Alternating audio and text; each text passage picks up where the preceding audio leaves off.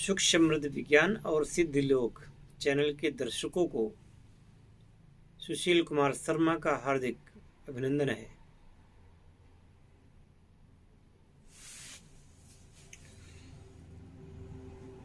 सुख किस बाजार में मिलता है? सुख कैसे प्राप्त करें? सुखी होने के लिए क्या क्या योग्यताएं होनी चाहिए? सुखी कौन हो सकता है? सुख का महत्व क्या है?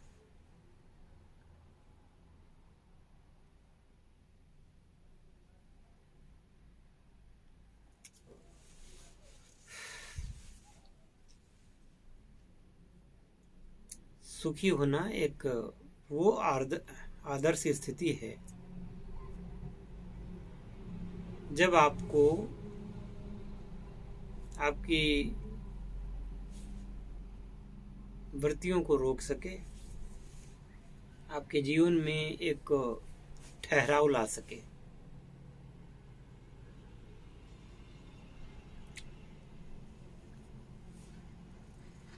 आज ज्यादा कमाने की भागदौड़ में व्यक्ति का आत्मिक सुख कहाँ लोप हो गया है,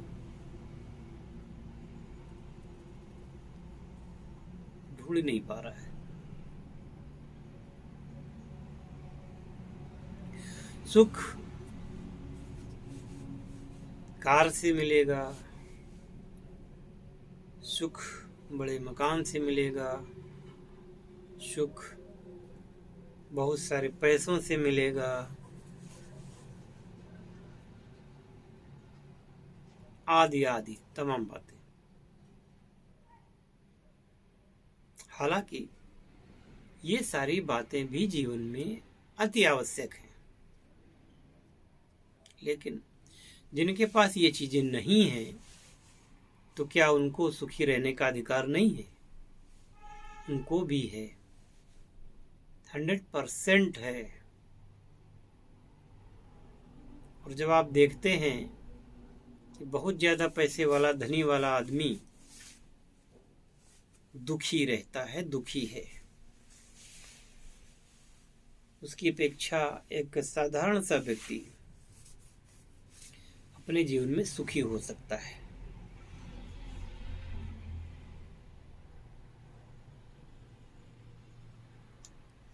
जब आप आत्मनिष्ठ हो जाते हैं तो सुख की शुरुआत हो जाती है।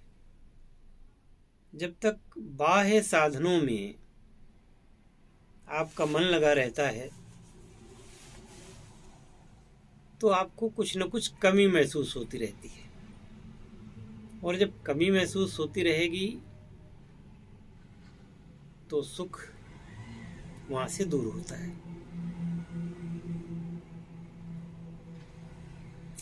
सुख भीतर से आता है, सुख बाहर से नहीं आता। सुख की अनुभूति तो भीतर से ही होनी चाहिए।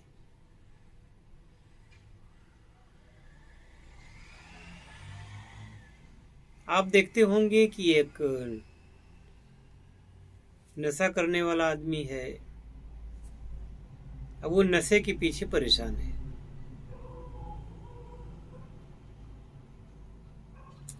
एक निश्चित समय पर जब तक उसको नशा नहीं मिल जाता वो बेचैन हो जाता है, बेचैन रहता है। जैसे ही नशा करता है कुछ क्षणों के लिए वो अच्छा महसूस करता है, लेकिन कुछ देर बाद फिर उसको नशे की जरूरत पड़ती है। ऐसे करते करते वो नशा उसको खुद को ले जाता है, लेकिन वो नशे को छोड़ नहीं पाता। अब किसी को मांस खाने की आदत लगी हुई है, उसको जब तक दूसरे का मांस नहीं मिलेगा तो अपने आप को बेचैन महसूस करेगा, उसको बड़ा खराब फील होगा। उसको इस बात से मतलब नहीं है कि मेरे स्वाद के लिए किसी की जान जाने वाली है।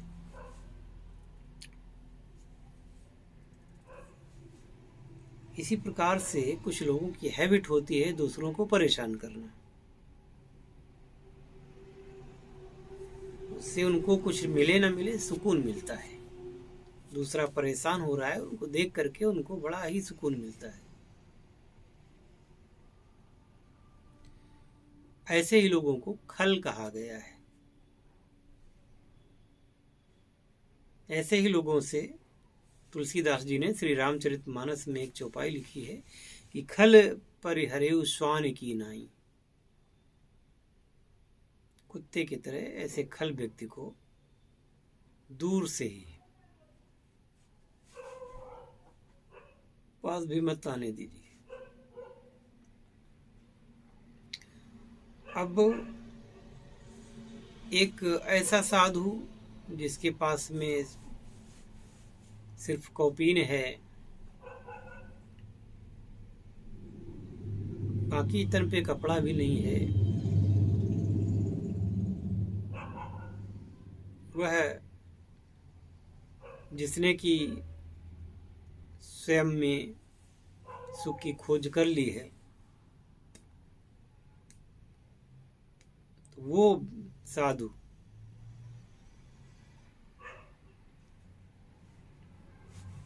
चूंकि आत्मा में रम रहा है तो सुखी है।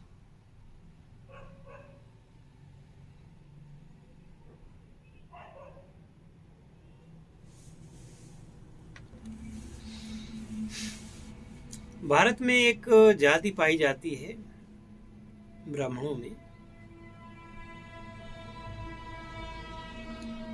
महापात्र कहते हैं, और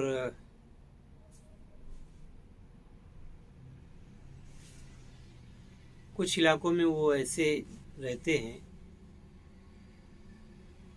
कि वो अपने कमाने के लिए कुछ नहीं करते। कोई धंधा नहीं करते, कोई खेती नहीं करते, कोई नौकरी नहीं करते, यहाँ तक कि वो पुरोहित भी नहीं बनते किसी के,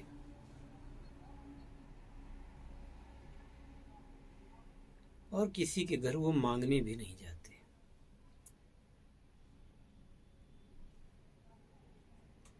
उनकी भी शादियां होती हैं, उनके भी बच्चे होते हैं, उनका भी घर बनता है, लोग स्वयं उनके घर में दे आते हैं। वो चाहे जितनी गरीबी में हो, चाहे जितने परेशानी में हो,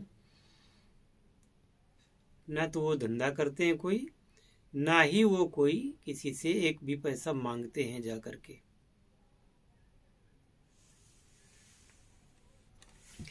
तो अलग अलग जगहों पर उनको अलग अलग नाम होंगे, और अक्सर ऐसे लोग होते हैं। अब इनका पालन कौन करता है? तो इनका पालन तो भगवान ही करते हैं।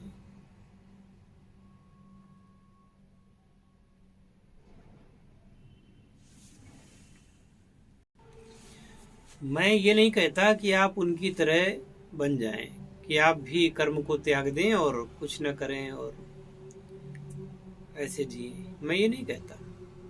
मैं आपसे ये भी नहीं कहता कि आप उस साधु की तरह केवल कौपीन धारण कर लें और जंगल में बैठ जाएं। मुझे पता है कि सब कोई ऐसा नहीं कर सकता, पर मैं ये जरूर कहता हूं कि आप जितना जिए उतना पूर्णता के साथ जिए। अगर आपके पास 2 रोटियां मिलती हैं आपको, तो उन 2 रोटियों का आनंद लें। 4 रोटियों के चक्कर में उन 2 रोटियों के आनंद को न छोड़ें।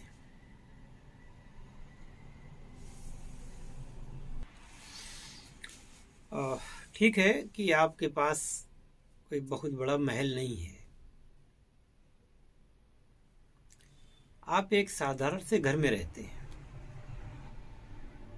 बहुत सारे ऐसे लोग हैं, करोड़ों की संख्या में लोग ऐसे हैं जिनके पास घर ही नहीं है। उससे आपका घर फिर भी ठीक है, दुनिया में करोड़ों लोग दिन में एक बार भी भोजन उनको मिल जाए, ये बहुत बड़ी बात होती है। 2-2 3 दिन में एक बार भोजन मिलता है।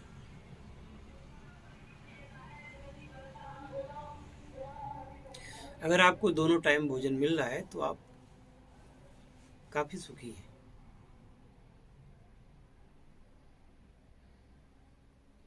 अगर अखिल विश्व के सम्राट भी आप बना दिए जाएं, फिर भी आप कभी संतुष्ट नहीं हो सकते। मानव का स्वभाव है। इसलिए एक चतुर कवि ने कहा है कि मन की तरंग मार ले बस हो गया भजन।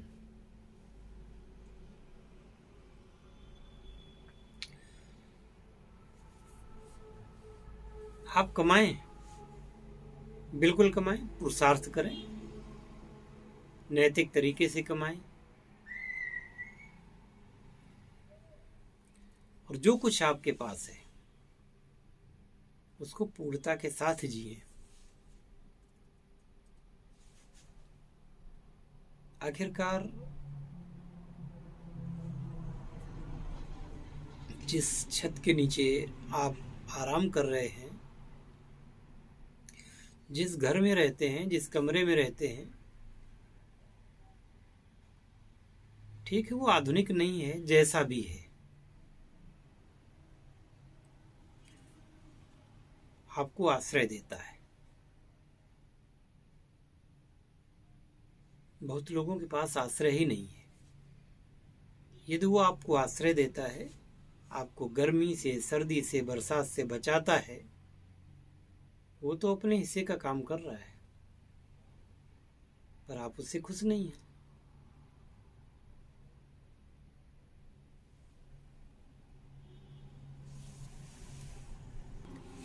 कल्पना करें कि वो जिस जगह आप रहते हैं उसको आप पसंद नहीं कर रहे हैं, वो जगह अगर आपको पसंद ना करती, और ऐसा है नहीं। आपके पास 10,000 का सूट नहीं है, जो भी आपके तन पर है वो आपकी इज्जत ढकने के लिए काफी है।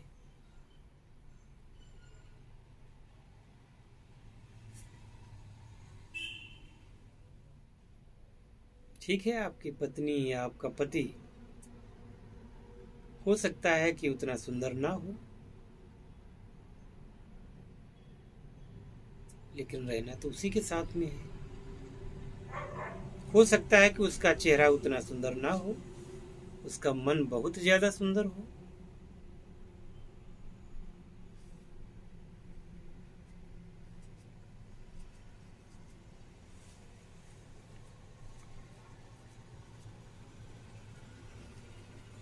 दूसरे का हाथी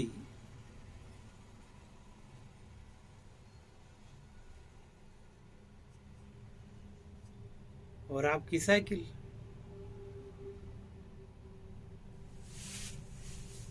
आपके पास जो है वही चीज आपके काम आएगी ना।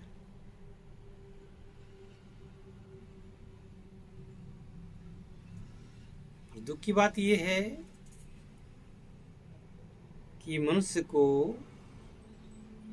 दिमाग अपना रखना चाहिए। कहने का तात्पर्य ये कि अपने दिमाग की बात वो सोचता है, बाकी हर चीज वो बाहर की चाहता है।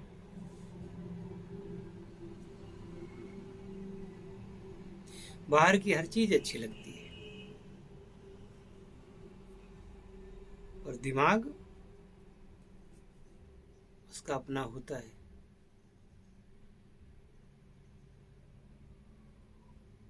अगर अपनी चीज ही अपने को अच्छी लगने लगे तो मैं समझता हूं कि दुख के जो बंधन है वो 90% से ज्यादा हो तो अपने आप ही कट जाएंगे।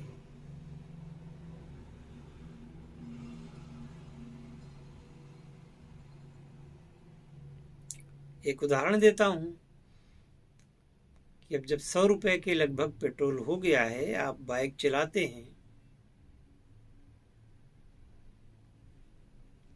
आप बंधे हुए हैं, क्योंकि आपको अपनी आवश्यकता अनुसार 1,000 से लेकर के 3,000, 4,000, 5,000 रुपये महीने पेट्रोल में खर्च करने पड़ सकते हैं।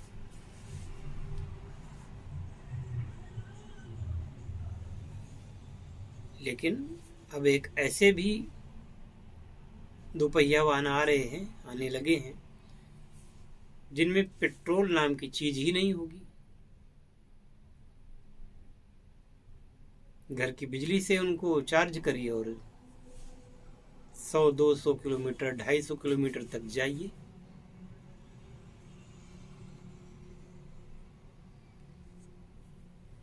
बिल्कुल फ्री।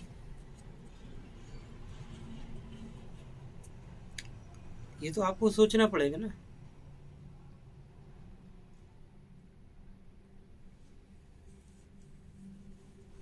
इसी प्रकार से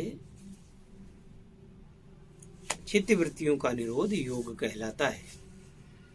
योगः चित्तवृत्ति निरोधा।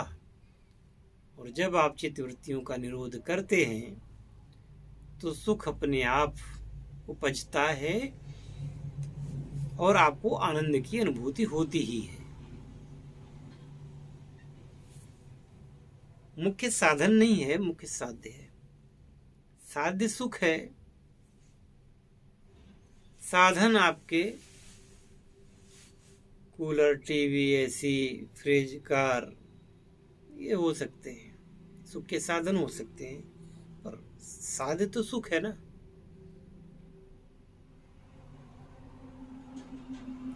एक छोटे से बच्चे को आप मोबाइल का खिलौना ही पकड़ा दीजिए, वो खुश हो जाता है। हालांकि उसमें केवल देखने में मोबाइल जैसा लगता है, उसके अंदर होता कुछ नहीं है,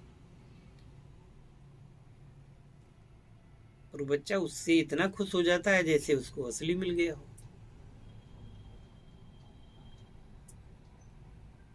इसी प्रकार से बहुत सारे लोग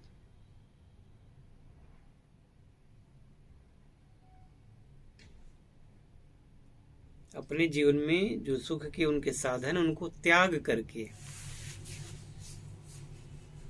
और सुख तलाशते हैं दूसरी जगहों पर। क्या कहा जाए।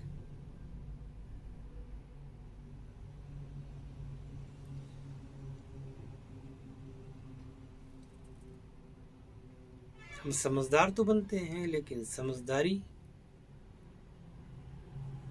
उसको छोड़े फिरते हैं।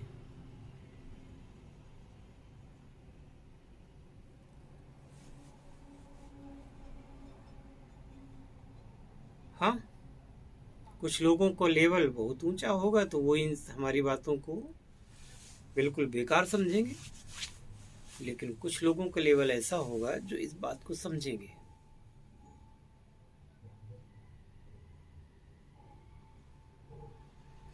मैं जो ये शर्ट पहने हूँ, चूंकि ये मेरी है,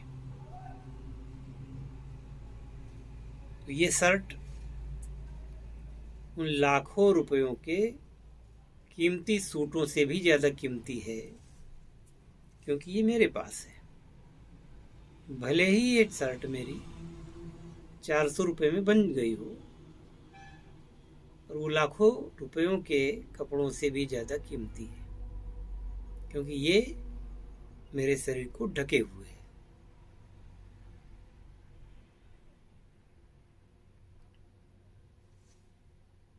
मैं इसी में सुखी हूं।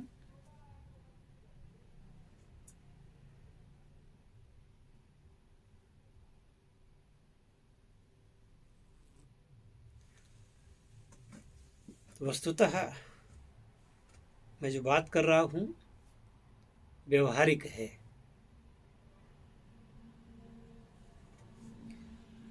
हम अक्सर सोचते हैं टीवी में वो विज्ञापन आ रहा है, वो चीज आ रही है। विज्ञापनों को देख करके हम अपने जीवन को तय करते हैं। 5 मिनट में दूसरे साबुन का प्रयोग करें तो आपकी त्वचा नरम मुलायम हो जाएगी। उसके 5 मिनट बाद कोई दूसरा साबुन आ जाएगा, वो आपकी त्वचा को सुंदर निखार देगा, गोरा कर देगा। 5 मिनट बाद तीसरे साबुन का प्रचार आ जाएगा, आप फ्रस्ट्रेट हो जाएंगे।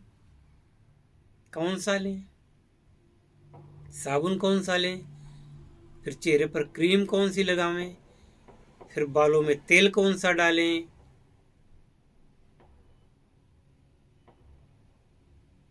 ये लोग तय करेंगे कि आप क्या पहनेंगे, क्या खाएंगे, क्या बालों में लगाएंगे, क्या चेहरे पर लगाएंगे, किससे नहाएंगे, किससे कपड़े धोंगे। ये लोग तय करेंगे।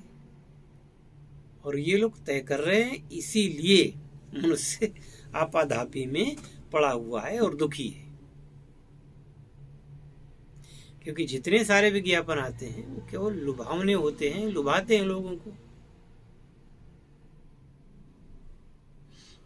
विज्ञापन का ये होना चाहिए कि वो अपने जो प्रोडक्ट हैं उनका विज्ञापन करें कि ये हमने बनाया है और ये काम करता है।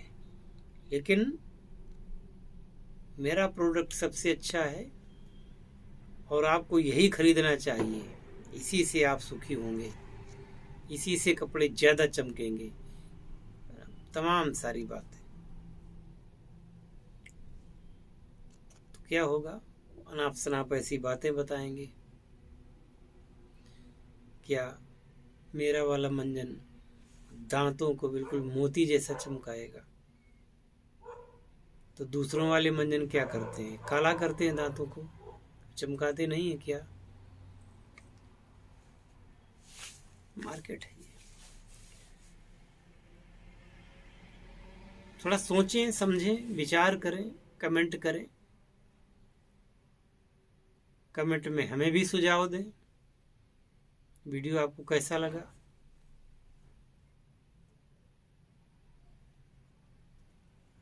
प्रतीक्षा रहेगी आपके कमेंट्स की। हर हर महादेव।